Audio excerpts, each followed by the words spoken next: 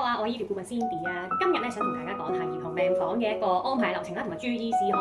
第一 part 咧就首先想同大家講下咧，小朋友如果真係需要入院嘅話咧，有啲咩準備咧？第一咧就係要晒所有小朋友嘅資料啊，即係咧佢身份證上面嘅所有嘢啦，中英文名啦、性別啦、出生日期啦，跟住身份證號碼啦或者出世紙號碼嘅。咁第二就當然需要家長嘅聯絡電話啦。咁第三咧就係本身小朋友買嗰份保險啦，究竟佢包嘅係咪床位？譬如係私家房啦、半私家定係大房等等啦。咁咧我集齊晒所有嘅資料之後咧，我就會揾兒科醫生咧去幫手拎房㗎啦。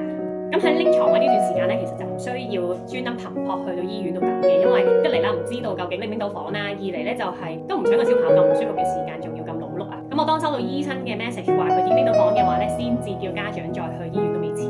咁我就會 WhatsApp 俾醫院朋友仔啦，大概咧就會講翻醫生做咩床位啦，同埋邊間醫院啦，同埋記得咧